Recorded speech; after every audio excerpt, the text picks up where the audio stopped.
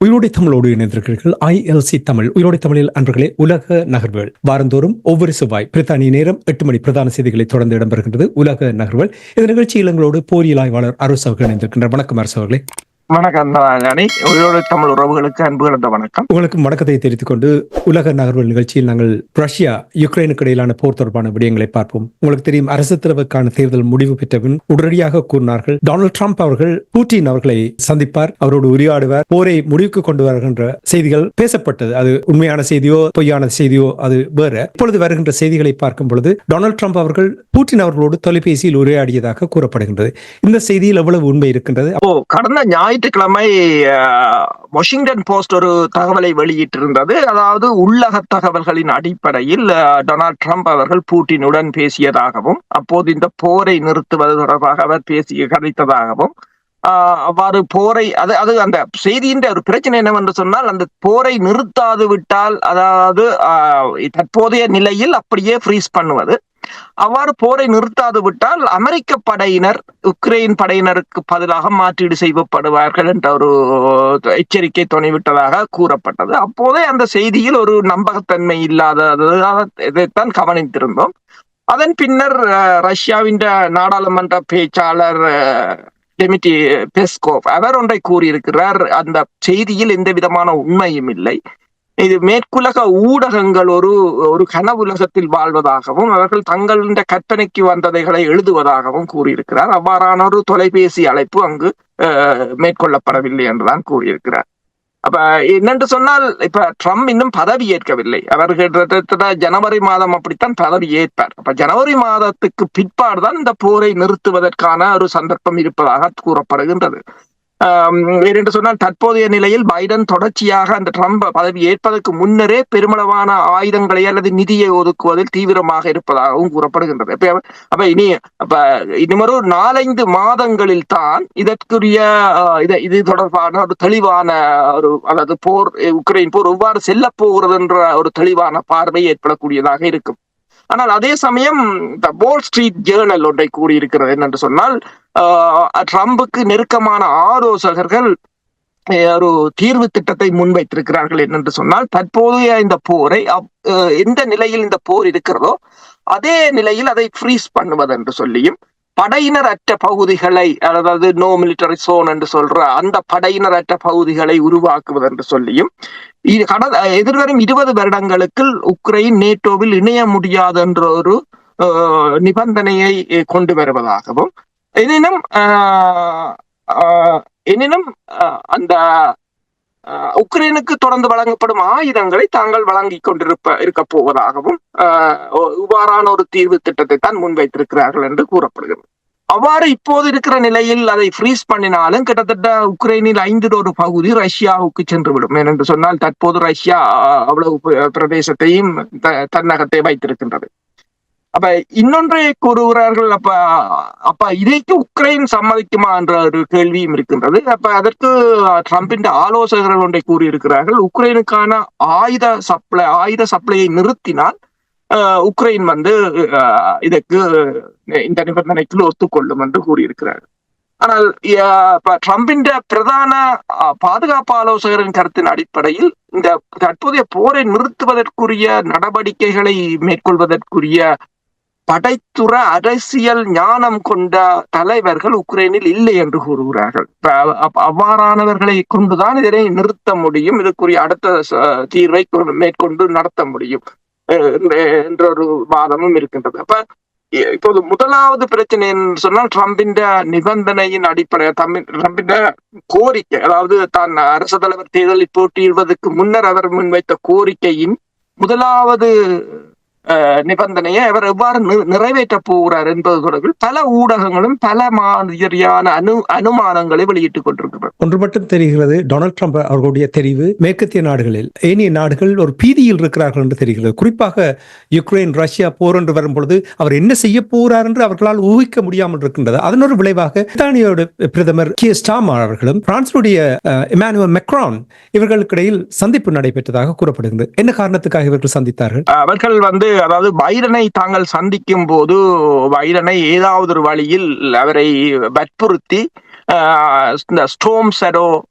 அல்லது தராஸ் போன்ற ஏவுகணைகளை உக்ரைன் ரஷ்யாவின் உட்பகுதிக்குள், அதாவது நீண்ட தூர ஏவுகணைகளை வழங்கி அந்த நீண்ட தூர ஏவுகணைகளின் மூலம் ரஷ்யாவிற்குள் ஒரு தாக்குதலை மேற்கொள்வதற்கு அனுமதியை பெறுவதற்கான முயற்சியில் ஈடுபடுவதாகத்தான் கூறப்படுகிறது. இந்த இருவரும், அதாவது பிரான்சின் அரசு தலைவர் இமானுவேல் மேக்ரோன் அண்ட் பிரித்தானியாவின் பிரதமர் கியர் ஸ்டார்மர். ஆனால் இது எவ்வளவு தூரம் சாத்தியப்படும் என்றும் தெரியவில்லை. ஆனால் எப்பாடுபட்டாவது அவரை சம்மதிக்க வைக்க இவர்கள் முற்படுகிறார்கள். அதன் கருத்து என்னவென்று சொன்னால், இப்போது அதாவது ட்ரம்ப் பதவி ஏற்பதற்கு முன்னர் இந்த நேட்டோவை அந்த மோதலுக்குள் இழுத்துவிட வேண்டும் அல்லது அமெரிக்காவை அந்த மோதலுக்குள் இழுத்துவிட வேண்டும் என்பதில் இவர்கள் தீவிரமாக இருப்பது போலதான் தெரிகின்றது. இதில் ஜெர்மன் இல்லை என்று சொன்னால் ஜெர்மன் அரசு கவிழ்ந்து விட்டது என்ற ஒரு நிலைமைதான் வந்திருக்கின்றது. கிட்டத்தட்ட ஜனவரி 16 அல்லது டிசம்பர் 15 அதற்கான வாக்கெடுப்பு இடம்பெறப் போவதாக கூறப்படுகிறது. அதற்கு காரணம் உக்ரைன் பிரச்சனையாகத்தான் இருக்கின்றது. அதே சமயம் இன்னொன்றை நீங்க பார்க்கலாம், பிரித்தானியாவின் பாதுகாப்பு செயலாளர் ஜோன் கெலி ஒன்றை கூறியிருக்கின்றார். என்னென்றால், இந்த பைடன் அரசு உக்ரைனுக்கான ஆயுதங்களை தொடர்ந்து வழங்க வேண்டும்.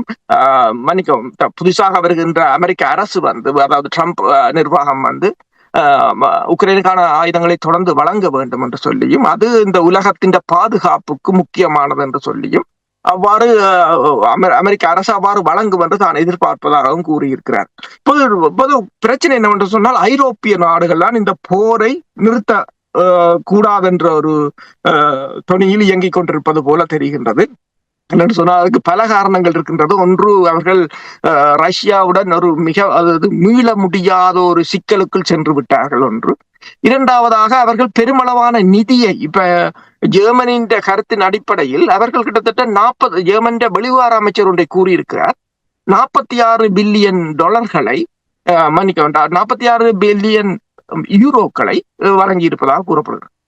அந்த நிதியை எங்கிருந்து எடுத்தீர்கள் என்று கேட்க போது, பாடசாலைகளுக்கு வழங்குகின்ற நிதி, அதாவது சோசியல் சர்வீஸுக்கு வழங்குகின்ற நிதி, அதுகளில் தாங்கள் நிதி குறைப்பை செய்ததாக கூறுகிறார்கள். அதுதான் ஜெர்மன் நிதி அமைச்சர் கூட பதவி விலக வேண்டிய ஒரு நிலை ஏற்பட்டிருந்தது. 3 கட்சிகளின் கூட்டணியாக இருந்த அரசு இப்போது ஒரு கட்சி அதில் விலகியதால் தொங்கிக் கொண்டு நிற்கின்றது. நான் நினைக்கிறேன் அடுத்த வருடத்தின் ஆரம்பத்தில் ஜெர்மனியில் ஒரு பொதுத் தேர்தல் நடைபெறக்கூடிய ஒரு சாத்தியங்கள் இருப்பதாகத்தான் தெரிகின்றது. இதே நேரத்தில் களத்தில் குறிவைத்து தாக்குதல் நடைபெறுவதாக செய்திகள் வருகிறது. குறிப்பாக யுக்ரைன் மாஸ்கோவை குறிவைத்து ட்ரோன் தாக்குதல் நடத்தியதாக கூறப்படுகின்றது. இதில் எவ்வளவு சேதம்? இது ஒரு சிறிய ஒரு சேதமா அல்லது பாரிய சேதமா? உக்ரைன் படையினர் மாஸ்கோவை குறிவைத்து நீண்ட தூர ஆளில்லாத தாக்குதல் விமானங்கள் மூலம் தாக்கியதாக கூறப்படுகின்றது. ரஷ்யா அதனை முறியடித்திருப்பதாகவும் கூறப்படுகின்றது. பெருமளவான சேதங்கள் ஏற்பட்டதற்கான தடயங்கள் இல்லை. இருந்த போதும் ரஷ்யா உக்ரைன் மீதும் உக்ரைன் தலைநகர் மீதும் ரஷ்யாவும் தாக்குதலை மேற்கொண்டிருக்கின்றது.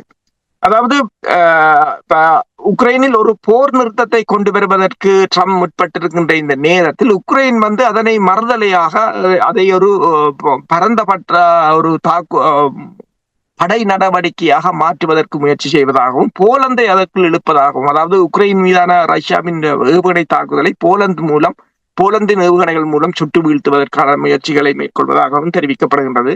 அப்ப இது தொடர்பாக வெவ்வேறு நாடுகளின் ஆய்வாளர்கள் கருத்து தெரிவிக்கும் போது மேற்குலகத்தைச் சேர்ந்தவர்கள், அதாவது உக்ரைன் அதிபர் போரை நிறுத்துவதற்கு அஞ்சுகிறார் என்று, பலருக்கும் அந்த போரை ஆரம்பிப்பதற்குத்தான் அச்சம் வரும். ஆனால் உக்ரைன் தலைவரை பொறுத்தவரையில் போரை நிறுத்துவதற்கு அஞ்சுகிறார் என்றுதான் கூறப்படுகின்றது. இதேதான் உக்ரைன் தலைவர் ஒன்றை கூறியிருக்கின்றார், அதாவது ரஷ்யாவுக்குள் கர்க்ஸ் பகுதிக்குள் நிற்கின்ற படையினரை தான் மீளப்பெறப் போவதில்லை என்றும் கூறியிருக்கின்றார். போது அவர் இந்த போரை எப்பாடுபட்டாது அமெரிக்க அரசை சம்மதிக்க வைப்பது அல்லது ஐரோப்பாவையோ நேட்டோவையோ இந்த படை நடவடிக்கைகள் இழுத்து விடுவதைத்தான் அவர் முற்படுகின்றார். ஆனால் நேட்டோவின் புதிய தலைவர் ரூட் ஒன்றை கூறியிருக்கின்றார். என்னென்றால் அதாவது உக்ரைனை அமெரிக்கா கைவிடுமாக இருந்தால் அமெரிக்கா நேட்டோவில் இருந்து அகற்றப்படும் என்ற ஒரு எச்சரிக்கையை விட்டதாக ட்விட்டர் தளத்தில் பார்த்தேன். ஆனால் அமெரிக்காவின் நிதி உதவியில் தான் நேட்டோ பெருமளவில் இயங்குகின்றது. ஆயுத உதவிகள், நிதி உதவிகள். அமெரிக்கா இல்லாமல் நேட்டோ இயங்குவது என்பதை நினைத்து பார்க்க முடியாதது ஒன்று. அதை ஐரோப்பா கொண்டு நடத்த போகிறதா என்றால் ஐரோப்பா அந்த அளவுக்கு ஒரு சுயாதீனமாக இயங்கக்கூடிய நிலையில் அமெரிக்கா ஐரோப்பாவை வளர்த்து விடவில்லை. அமெரிக்கா எப்போதும் தன்னில் தங்கி நிற்க கூடிய நிலையைத்தான் ஐரோப்பாவுக்கு ஏற்படுத்தி இருக்கின்றது. எனவே அவருடைய எச்சரிக்கை ஒரு சும்மா ஒரு எச்சரிக்கையாக தான் பார்க்கலாமே தவிர அது நடைமுறை சாத்தியமற்றதாகத்தான் நாங்கள் பார்க்கிறோம். இஸ்ரேலுடைய போர்க்குற்ற செயல்பாட்டினால் ஐநாவினுடைய அமைப்பின் மீது நம்பிக்கை இழந்து விட்டார்கள். நிறைய நாடுகள் நம்பிக்கை இழந்து விட்டார்கள். அதை சரியான நடுநிலையில் நிற்கக்கூடிய ஒரு அமைப்பாக பார்க்கவில்லை என்ற செய்திகள், நிறைய தடைகள் இப்பொழுது வெளிவந்து கொண்டிருக்கின்றன. அதே போல் ஐசிசி, சர்வதேச குற்றவியல் நீதிமன்றம், இதை பொறுத்த மட்டில் உங்களுக்கு தெரியும், பெஞ்சமின் நெட்டன்யாஹு அவர்களுக்கும் அவருடைய பாதுகாப்பு அமைச்சருக்கும் பிடியாணை பிறப்பிக்கப்பட்டது. அதற்கு உலக நாடுகளில் இஸ்ரேலோடு இணங்கி செயல்படுகிறவர்கள் போர்க்கொடி துவக்கினார்கள். ஐநாவிலும் கூட பேசியிருந்தார்கள். இது ஒரு கேலி கூத்தாக இருக்கின்ற விடயங்களை கூறினார். இப்பொழுது ஐசிசியினுடைய நீதிபதி ஒருவரைக்கு ரஷ்யாவும் கூட ஒரு பிடியாணை பிறப்பித்திருப்பதாக கூறப்படுகிறது. அது தொடர்பாக இந்த ஐசிசி ஐக்கிய நாடுகள் சபையின் மனித உரிமைகள் ஆணைக்குழு அல்லது ஐக்கிய நாடுகள் சபை தொடர்பாக அனைத்துலக மட்டத்தில் மிகப்பெரிய ஒரு கேலி கூத்தாகவும் ஒரு நம்பிக்கை இனங்களும் வெளிப்பட்டிருக்கின்றன.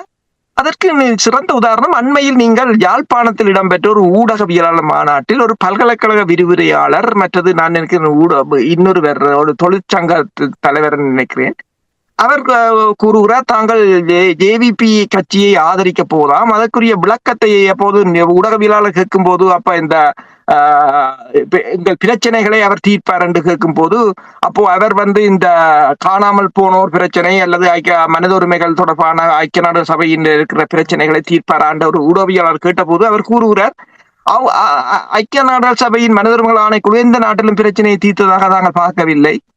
அவர்கள் அதை சும்மாதான் நடத்துகிறார்கள். எனவே அதை கைவிடுவோம் என்ற மாதிரி தான் பேசுகிறார் என்னும் போது எவ்வளவு தூரத்துக்கு அவர் அதை யோசிக்கிறார் என்றதும் பார்க்கப்பட வேண்டியது. அடுத்தது பல்கலைக்கழக விரிவுரையாளர் கூறும் போது எங்களுக்கு அது மட்டும்தான் பிரச்சனை இல்லை, வேற பிரச்சனைகளையும் இருக்கு என்று கூறுகிறார். ஆனால் அவர் எந்த பிரச்சனையும் வேற பிரச்சனை என்றும் தெரிவிக்கவில்லை. இவ்வாறான ஒரு நிலைமையாகத்தான் இருக்கின்றது உலகம் முழுவதும். இப்ப நீங்கள் பார்த்தோம்னு சொன்னா ஐசிசியின் நீதிபதி ஹெக்ஸ்பென் மாஃபோ என்றவர் அவர்தான் ரஷ்யாவின் பாதுகாப்பு அமைச்சராக இருந்தவர் செர்ஜி சொய்கு அவர்களுக்கும் முப்படைகளின் பிரதானி மீதும் பிடியாணையை பிறப்பித்திருந்தவர். ஆனால் ஒரு நாட்டின் மீது போலியான தகவல்களை ஆதாரம் காட்டி பிடியாணையை பிறப்பித்ததற்காக ரஷ்ய நீதிமன்றம், மாஸ்கோவின் நீதிமன்றம் அந்த நீதிபதிக்கு பிடியாணையை பிறப்பித்திருக்கின்றது. அதாவது அவருக்கு ஜெயில் தண்டனையும் வழங்கி இருக்கின்றது. அவர் ரஷ்யாவுக்கோ அல்லது வெவ்வேறு நாடுகளுக்கோ சென்றால் அவரை கைது செய்து ரஷ்யாவுக்கு அனுப்பும்படியும் அது தனது கட்டளையை எல்லா நாடுகளுக்கும் அனுப்பி இருக்கின்றது. அது ரஷ்யாவின் பக்கம். இதே நீதிபதி தான் கிட்டத்தட்ட, அதாவது இது ஜூன் மாதம் இடம்பெற்றிருந்தது. இந்த ஐசிசி அதாவது ரஷ்யாவின் பாதுகாப்பு அமைச்சருக்கும் ரஷ்யாவின் முப்படைகளின் பிரதானிக்குமான பிடியாணையை ஜூன் மாதம் வெளியிட்டது.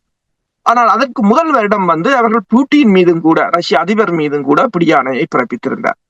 ஆனால் பிரச்சனை என்னன்னு சொன்னால், இப்போது அடுத்த பிரச்சனை கிளம்பி இருக்கிறது என்னன்னு சொன்னால், ஐசிசியின் ப்ராசிக்யூட்டர் ஹரீம் கான், அவர் பிரித்தானியாவை சேர்ந்த ஒரு பிரபல நீதிபதி, அவர் இஸ்ரேலிய பிரதமர் பெஞ்சமின் நெத்தன்யாவுக்கும் இஸ்ரேலின் முன்னாள் பாதுகாப்பு அமைச்சர் கலன் அவர்கள் மீதும் பிடியாணையை பிறப்பித்திருந்தார் காசாவில் இடம்பெறுகின்ற இனப்படுகொலை தொடர்பாக. ஆனால் அது தொடர்பாக நீங்கள் கூறியது போல கடுமையான விமர்சனங்கள் முன்வைத்திருந்தன மேற்குலக நாடுகள் எல்லாம். அதாவது ஐசிசிக்கு மீது அச்சுறுத்தல்கள் விடுக்கப்பட்டிருந்தன. ஐசிசி நீதிபதிகளை அமெரிக்கா தடை செய்ய போவதாக கூறியிருந்தது. இவ்வாறு கூறியிருக்கின்ற இந்த நிலையில் இப்போது அவர் மீது பாலியல் குற்றச்சாட்டு முன்வைக்கப்பட்டிருக்கின்றது. அந்த நிறுவனத்தில் பணியாற்றுகின்ற 2 பெண் பணியாளர்கள் அந்த முறைப்பாட்டை செய்ததாகவும் அவரை தற்காலிகமாக பணி நீக்கம் செய்திருப்பதாகவும் அவர் அவர் மீதான விசாரணைகள் நடைபெறுவதால் அந்த விசாரணைகள் நடைபெறும் காலத்தில் அவர் பதவியில் இருக்க முடியாது என்றும் கூறப்படுகின்றது. அப்ப இது தொடர்பாக வெவ்வேறு ஊடகங்கள் வெளியிடும் போது அவரின் உரையாடல்கள், அவரின் சமூக வலைத்தளங்கள், மற்றது அவர் தொடர்பான ஆவணங்கள் அனைத்தும் மொசாட்டினால் திரட்டப்பட்டதாகவும், ஐசிசிக்குள் மொசாட்டின் ஊடுருவல்கள் அதிகமாக இருந்ததாகவும் கூறப்படுகின்றது.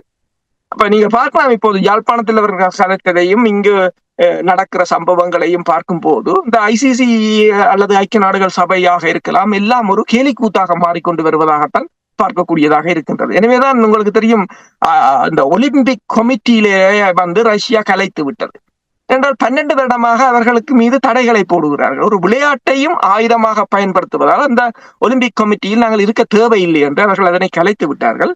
அவர்கள் இப்போது பிரிக்ஸ் கேம் என்று சொல்லி இப்ப ஒலிம்பிக்கு நிகராக ஒன்றை அவர்கள் ஆரம்பிக்க போவதாகத்தான் தெரிகின்றது. அதே போலதான் ஐக்கிய நாடுகள் சபையாக இருக்கலாம், அல்லது IMF-க்கு நிகராக நியூ டெவலப்மெண்ட் பேங்காக இருக்கலாம். அவ்வாறு இன்னொரு உலகத்தை அவர்கள் உருவாக்குவதற்கு முயற்சி செய்கிறார்கள் என்று சொன்னால், இந்த தற்போதைய உலக ஒழுங்கில் ஒரு தரப்பு இந்த நிறுவனங்களை தனது அரசியல் தேவைகளுக்காக பயன்படுத்துவதாகத்தான் பலரும் இப்போது உணர்கிறார். நீங்கள் ரஷ்யா தொடர்பாக கூறும் பொழுது இன்னமொரு நகர்வு நடைபெற்றுக் கொண்டிருக்கின்றது. இந்தியாவில் மாநாடு நடைபெற்றதாக கூறப்படுகின்றது. ரஷ்யா, சீனாவுடைய பிரதிநிதிகள் அங்கே பங்கெடுக்கப்பட்டதாக கூறப்படுகின்றது. இந்த மாநாடு தொடர்பாக இந்தியாவில நீங்கள் பார்த்தீர்கள் என்று சொன்னால், இந்தியாவின் மும்பாயில இந்தோ ரஷ்யன் பிசினஸ் போரம் என்று ஒன்று இடம்பெற்றுக் கொண்டிருக்கின்றது. அதற்கு ரஷ்யாவின் துணை பிரதமர் வந்திருக்கின்றார். அப்ப அவர்கள் வரும்போது ஒரு high level trade economic relationship என்ற ஒரு பெரிய ஒரு உடன்பாட்டை எட்டுவதற்கான முயற்சிகள் மேற்கொள்ளப்படுகின்றது. இப்ப இந்தியாவுக்கும் ரஷ்யாவுக்கும் இடையிலான வர்த்தகம் 66 பில்லியன் டாலர்களாக இருக்கின்றது. அது 2030ஆம் ஆண்டு $100 பில்லியன் அதிகரிக்கும் என்பதை ஜெய்சங்கர் அவர்கள், இந்தியா என்ற வெளிவார அமைச்சர், அதில் பேசும்போது கூறியிருந்தார். அதனை நாங்கள் இலகுவாக எட்டி விடுவோம் என்று சொல்லி. எவ்வாறு எட்டுகிறார்கள் என்று சொன்னால், இப்ப ரஷ்யாவில் இருந்து இறக்குமதி செய்கின்ற எண்ணெய் பொருட்கள், எண்ணெயின் அளவு மிக மிக மிக அதிகம். இப்ப நீங்கள் பார்த்தீங்கன்னு சொன்னால், அந்த எண்ணெயை அவர்கள் எவ்வாறு பெறுகிறார்கள் என்று சொன்னால், அதனை டிஸ்கவுண்ட் விலையில் ரஷ்யாவில இருந்து வாங்கி அதனை ஐரோப்பாவுக்கு ஏற்றுமதி செய்கிறார்கள். என்னென்று சொன்னால், இப்ப தற்போதைய அறிக்கையின் அடிப்படையில் இந்த வருடத்தில் மட்டும் இந்தியாவில் இருந்து ஐரோப்பாவுக்கு ஏற்றுமதி செய்யப்பட்ட எண்ணெய் பொருட்களின் அளவு 58% அதிகரித்திருப்பதாக கூறப்படுகின்றது. உங்களுக்கு தெரியும், இந்தியாவில எண்ணெய் கிணறுகளும் இல்லை, இந்தியா எண்ணெயை அகழ்வதும் இல்லை. அப்ப இந்தியா மிகப்பெரிய ஒரு எக்ஸ்போர்ட்டரா ஐரோப்பிய ஒன்றியத்துக்கு இருக்கிறது என்று சொன்னால், அந்த இந்தியாவுக்குரிய எண்ணெய்கள் எங்கிருந்து வருகிறது என்று தெரிகிறது. இந்தியா அடுத்ததாக மத்திய கிழக்கிலிருந்து எண்ணெயை பெறுவதை இப்போது குறைத்து விட்டது. ஏனென்றால் ரஷ்யாவிலிருந்து எண்ணெயை வாங்குவதால் இந்திய நிறுவனங்களுக்கு கிட்டத்தட்ட $2.7 பில்லியன் லாபமாக கிடைத்திருக்கின்றன. ஏனென்றால் குறைந்த விலை மத்திய கிழக்கு நாடுகளுடன் ஒப்பிடும் போது என்று சொல்லும் போது. அப்ப இந்த நிலைமையில் தான் இந்த மாநாடு இடம்பெறுகின்றது. மேலும் இரு நாடுகளுக்கும் இடையிலான வர்த்தக உறவுகளை மேம்படுத்துவது. அதே சமயம் ரஷ்யாவை நீங்க பார்த்தீங்கன்னா, சீனாவை நீங்க பார்த்தீங்கன்னு சொன்னா, சீனாவில் ரஷ்யாவின் பாதுகாப்பு சபையின் செயலாளர் போயிருக்கிறார், செய்கு போயிருக்கின்றார். அங்கு ஒரு யுத்த விமானங்களின் கண்காட்சி இடம்பெறுகின்றது. அந்த யுத்த விமானங்களின் கண்காட்சியில் ரஷ்யாவின் 5ஆம் தலைமுறை விமானமான Su-57 கொண்டு போய் நிறுத்தி இருக்கிறார்கள். அது மட்டுமல்லாது ஏனைய ரஷ்யாவின் விமானங்களும் அங்கு கொண்டு சென்று நிறுத்தப்பட்டிருக்கின்றது. ஒரு மிக பெரும் ஒரு ஏர் ஷோ என்று சொல்றது அது அங்கு இடம்பெற்றுக் கொண்டிருக்கின்றது. அப்ப அதே சமயம் இன்னொரு தகவலையும், அதாவது கொரியன் சென்ட்ரல் நியூஸ் ஏஜென்சி என்று சொல்றது வெளியிட்டிருக்கின்றது. வடகொரியாவுக்கும் ரஷ்யாவுக்கும் இடையிலான ஒரு பாதுகாப்பு உடன்பாடு, அதை என்னென்று கூறுகிறார்கள் என்று சொன்னால், பைலேட்டரல் ஸ்ட்ராட்டஜிக் செக்யூரிட்டி பேக் என்று சொல்றது கடந்த ஜூன் மாதம் ரஷ்ய அதிபர் அங்கு போன போது ஏற்படுத்தப்பட்டதாகவும், அது தற்போது உறுதி செய்யப்பட்டிருப்பதாகவும் அது தகவலை வெளியிட்டிருக்கின்றது. அதில் 23 ஷரத்துக்கள் இருப்பதாகவும், அதில் ஆர்டிகிள் 4 அடிப்படையில், அதாவது நேட்டோவின் ஆர்டிகிள் 5 போல இவர்கள ஆர்டிகிள் 4 அடிப்படையில் ஒரு நாட்டை ஏதாவது ஒரு நாடு தாக்கினால் மற்ற நாடு படையை அனுப்ப வேண்டும். அது ஐக்கிய நாடுகள் சபையின் ஆர்டிகிள் 51 அவ்வாறு இருப்பதால் அதை இப்ப நேட்டோவுக்கு இணையாக ஒரு உடன்பாட்டை அவர்கள் மேற்கொண்டிருக்கிறார்கள். நீங்கள் பார்க்க போனால் கிட்டத்தட்ட இந்தியாவாக இருக்கலாம், சீனாவாக இருக்கலாம், ஈரானாக இருக்கலாம், ரஷ்யாவாக இருக்கலாம், வடகொரியா, இவர்கள் இணைந்து நேட்டோவுக்கு இணையானதொன்றை அதே போன்ற ஷரத்துக்களையும் உருவாக்கி கொண்டு வருவது போலதான் தெரிகின்றது. வலுப்பெற்றிருக்கின்ற என்றுதான் நீங்கள் கூறுகிறீர்கள். பிரிக்ஸ் என்ற அமைப்பு உருவாக்கப்பட்டது பொருளாதாரத்துக்காக. இப்போ ஒலிம்பிக்ஸுக்கு பதிலாக இன்னும் ஒரு விளையாட்டு போட்டி அவர்கள் நடத்த போகிறார்கள் என்று கூறுகிறீர்கள். இப்ப நீங்கள் கூறிய எல்லா விடயங்களையும் வைத்து பார்க்கும் பொழுது நிச்சயமாக இங்கே நிறைய மாற்றம் இந்த உலகத்தில் வந்து கொண்டிருக்கின்றது என்பதை நாங்கள் குறிக்கொண்டு இன்றைய உலக நகர்வுகள் நிகழ்ச்சியை இத்தோடு நாங்கள் நிறைவு கொண்டு வருவோம். அரசவர்களே, மீண்டும் இன்னும் ஒரு நிகழ்ச்சியில் நாங்கள் இணைந்திருப்போம். அதுவரைக்கும் நன்றி, வணக்கம். நன்றி, வணக்கம்.